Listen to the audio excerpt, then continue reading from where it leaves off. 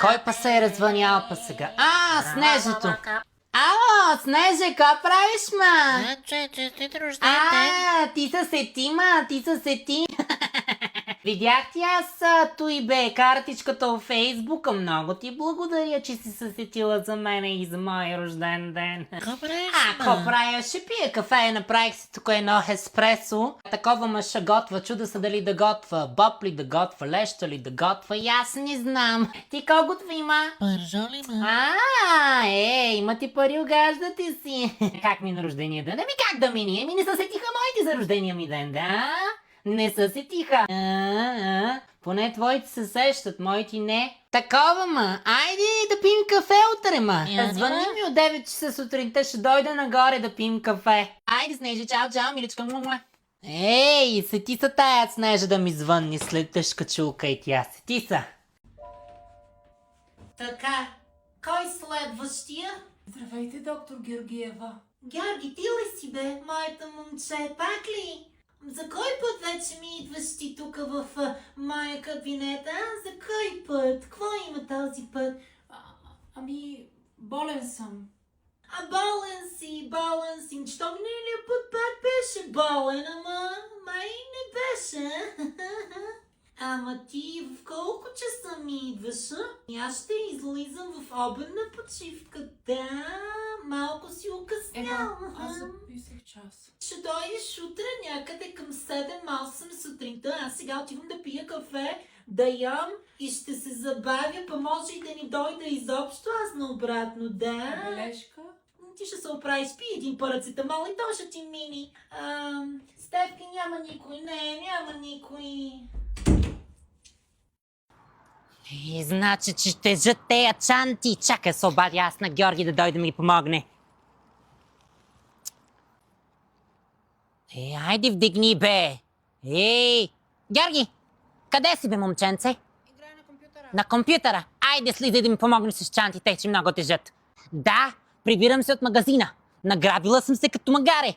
Идвай да ми помагаш, хич не ме интересува, че играеш на компютъра. Компютъра по-важен ли от майка ти, бе? Ще дойде, ще ти дръпна шалтера аз. Момченце! Същият като баща си. Човек да не те помоли нещо. Слизай веднагически, хич не ме интересува. Компютъра по-важен. Неразбрани дечурлига, бе. Къде го е? Айде, бе, Георги! Само тебе ще чакам. Идвай! Дама, Снежа, аз пари за учебници тая година няма да давам. Хич не ме интересува кой какви пари иска. Георги, какво стана сега? Що ривеш? Елатко, момченце, що ривеш? Кой те удари, бе? Митко. Кой те удари, бе? Митко. Кой Митко, бе? На Стоянка, така ли? Митко, тя Елатко, бе. Ти що удряш, Георги? Що си позволяваш да удряш моето дете? Аз ако те цапна, утре майка ти ще дойде на вратата да ми лопа да ми се прави на интересна. Няма да го удриш. Под една детска градина сте. Георги, ела тука. Няма да играеш с него. Няма да играеш. Майка му не го научила на възпитание. Не дай да ми ревеш, а опердаш тук пред всичките. Ще има за какво да ревеш след той. Значи, голямо магара е то с малкия, бе, Митко на Стоянка. Голямо. Айде! Стига си, ривал. Добре. Ало, Саше, ти написа ли домашните днеска, бе? Какво беше това по математика? Значи, каква е тази Чакай, че майка ми нещо вика. 5 минути човек не може да ви оставя тази къща, ще направите на кочина. Свинчки на кочина, всичко. Тук на обор прилича. Георги, те твоите мизерни гащи, как можа да ги изхвърлиш тук на земята, бе? Как ги те изправи, момченце? Мамо, говоря по телефона с Сашко. Какво? Хич не ме интересува с кого говориш, бе. С Сашко, с Машко, с арменския поп. Хич не ме интере. Почвай да чистиш, направо не знам къде ще завра. Играта ти по-важна. Значи... Саше, аз ще затварям, че нещо майка ми пак откачи. Георги, не съм оглушала още, момченце. Оле, ма навънка гърми, плющи, май дъжд, бе. Олеле. Да, навънка буря, ужас, то направо фортуна виелица. Георги, спирай компютъра бързо. Дърпай го от шалтера, че да не го дръпна аз. Навънка виелица фортуна, дъжд плющи, да. Грамотевици, всичко има. Светкавици, да, всичко. Спирай компютъра, защото аз утре няма да плащам нов компютър. Да, като изгори, ще ми изгорят всички бушони. Телевизор, меревизор, компютър, всичко дърпаш от шалтера. Навънка виелица? Еми, след малко ще угасни тока, да. И като дари токов удар, ще видиш ти. Дърпай от щеп съденита, да не те преспъна бързо, аха. Като виелица ще запукам и аз. И да няма да пускаш нищо. Аха, на тъмно ще стоиш. Ей, сега ще донесе на свещ. Оле, ужас, виелици, фартуни. Ето, пак гръмна. Ужас. Добро утро, госпожо Караманова. Ще го видим дали е добро това утро, аха. Добро друг път, прескрив макарон, сядай ти. Айди край с приказките. Приказките в междучасието. Не виждате ли, че преподавател стои пред вас, а?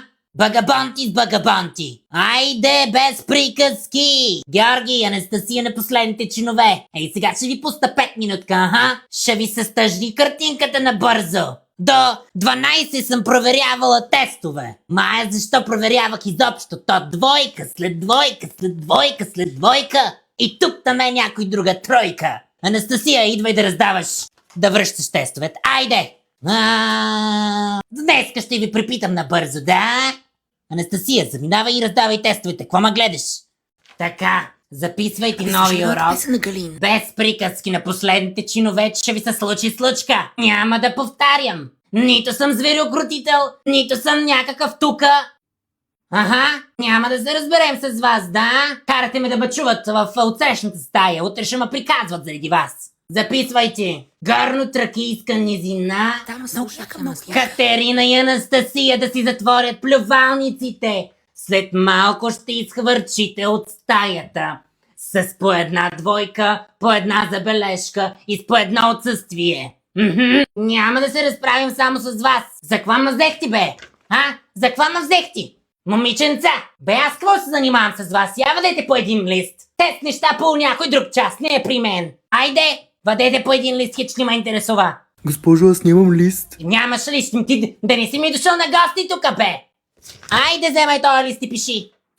Да, Снежа, да, ще правя Боби яхния. Ти какво ще правиш? Мамо! Чакай, че Георги нещо пак се е развикал.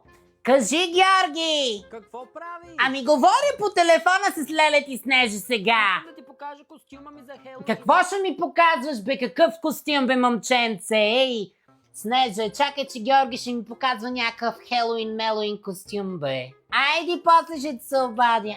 Айди. Айди, идвай да те видя. Окей, мамо, какво мислиш? Георги!